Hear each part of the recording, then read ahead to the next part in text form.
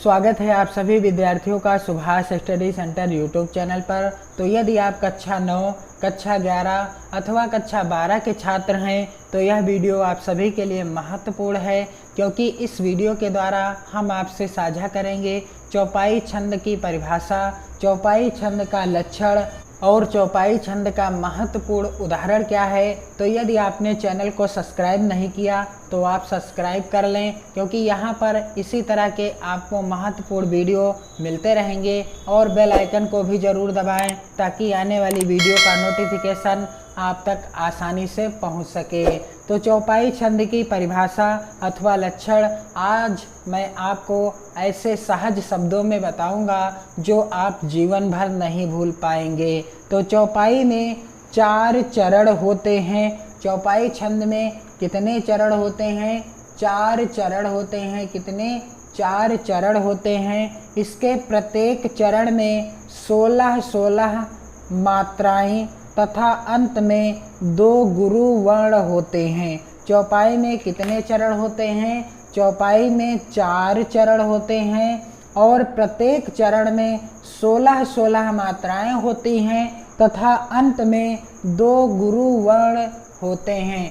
यह चौपाई की परिभाषा है अथवा लक्षण है कि चौपाई में 4 चरण होते हैं। इसके प्रत्येक चरण में 16 मात्राएं होती हैं।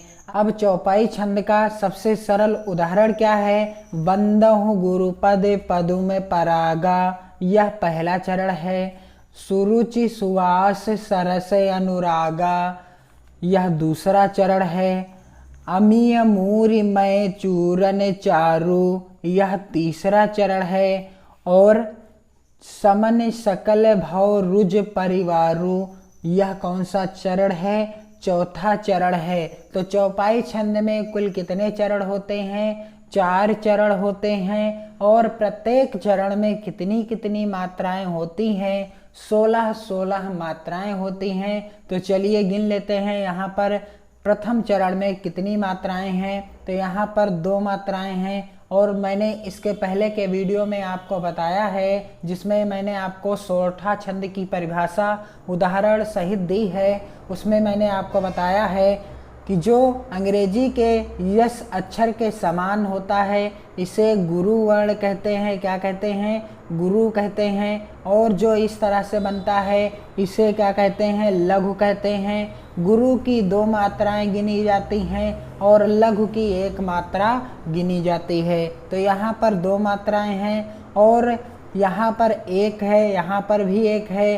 गुरु पद, यहाँ पर कितनी मात्राएं हैं? यहाँ पर 1 मात्राएं हैं। और पदुम में भी कितनी मात्राएं हैं? 1 और 1 मात्रा है। और यहाँ पर कितनी मात्रा हैं? तो यहाँ पर आप देख सकते हैं, यहाँ पर 1 मात्रा है, यहाँ पर 2 मात्राएं हैं और यहाँ पर 2 मात्राएं हैं। चलिए गिन लेते हैं कुल कितनी मात्राएं हो गई।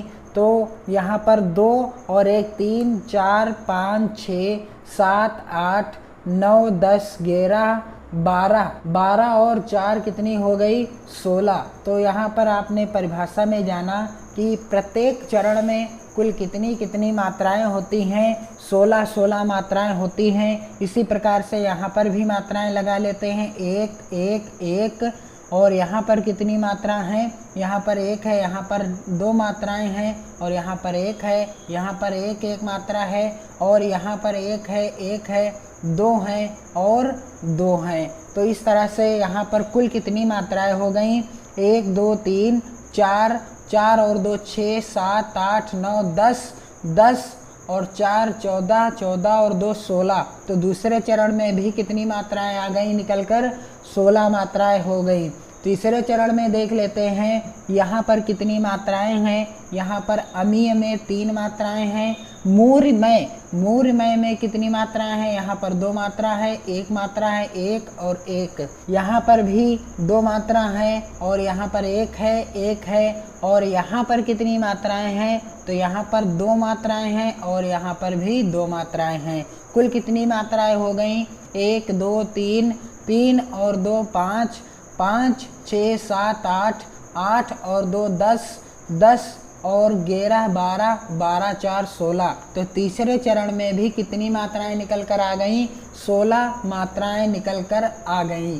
तो आइए देख लेते हैं चौपाई के चौथे चरण में कुल कितनी कितनी मात्राएं हैं। तो समन में भी 3 मात्रा हैं, सकल में भी 3 मात्राएं हैं और भव में भी 3 मात्राएं हैं और यहाँ पर रुज में 2 मात्राएं हैं और परिवारों में 1 2 और यहाँ पर 2 मात्राएं हैं, यहाँ पर भी 2 मात्राएं हैं। इसलिए अब कुल कितनी मात्राएं हो गई? तो 1 2 3 4 5 6 7 8 9 10 10 11 12 और 4 16। तो चौपाई के चौथे चरण में भी कितनी मात्राएं निकल कर आई हैं? 16 मात्राएं निकल कर आई हैं। अब परिभाषा से कैसे याद करेंगे कि चौपाई में 4 चरण होते हैं। चौपाई में कितने चरण होते हैं? 4 चरण होते हैं। यहाँ पर आप उदाहरण में देख सकते हैं, पहला चरण, दूसरा चरण, तीसरा चरण और चौथा चरण। और आगे क्या है परिभाषा में अथवा लक्षण में कि प्रत्येक चरण में 16 मात्राएं। प्रत्येक चरण में आपने देखा कितनी कितनी मात्राएं आई हैं। पहले चरण में भी 16, दूसरे में भी 16, तीसरे चरण में भी 16 और चौथे चरण में भी 16 मात्राएं निकलकर आई हुई हैं। आगे लिखा है परिभाषा अथवा लक्षण में कि अंत में 2 गुरु वर्ण होते हैं। अब प्रत्येक चरण के अंत में आप देख सकते हैं 2 गुरु वर्ण यहाँ पर, और दूसरे चरण में भी हैं 2 गुरु वर्ण, तीसरे चरण में भी 2 गुरु वर्ण हैं और ये चौथे चरण में भी 2 गुरु वर्ण यहाँ पर आप देख सकते हैं। तो बिल्कुल सिंपल सी परिभाषा है, आसान सा उदाहरण है, आपको याद करने में भी आसानी होगी। आप वीडियो को 1 से 2 बार देखें और अपनी नोट्स बनाते रहें, आपको आसानी से याद हो जाएगा। सिंपल सी परिभाषा है। चौपाई में 4 चरण होते हैं, इसके प्रत्येक चरण में 16 मात्राएं तथा अंत में 2 गुरु वर्ण होते हैं। उदाहरण भी आसान है। बंधु गुरुपद पदुम परागा, सुरुचि सुवास सरस अनुरागा, अमीय मूर मैं चूरन चारु, समन शकल भाव रुज परिवारु। सिंपल सा उदाहरण है। तो वीडियो अगर पसंद आया हो तो लाइक कीजिए, वीडियो को मित्रों में शेयर कीजिए और अपने प्यारे प्यारे कमेंट हमें ज़रूर भेजिए। हमें आपके कमेंट्स का इंतज़ार रहता है और हम आपके कमेंट्स का उत्तर देने का हर संभव प्रयास करेंगे। मेहनत के साथ पढ़ते रहिए और इसी तरह के महत्वपूर्ण वीडियो देखने के लिए आप हमारे चैनल के साथ जुड़ करके अपनी तैयारी को बेहतर ढंग से करते रहिए। जय हिंद।